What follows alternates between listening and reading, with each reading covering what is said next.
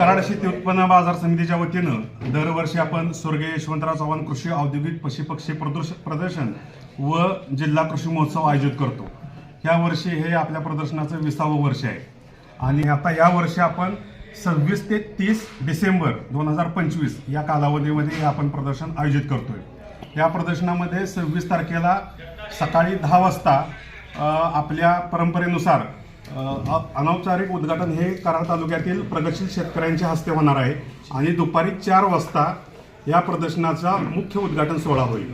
त्यानंतर हे 30 तारखेपर्यंत प्रदर्शन सर्वांना बघण्यासाठी खुलं असेल।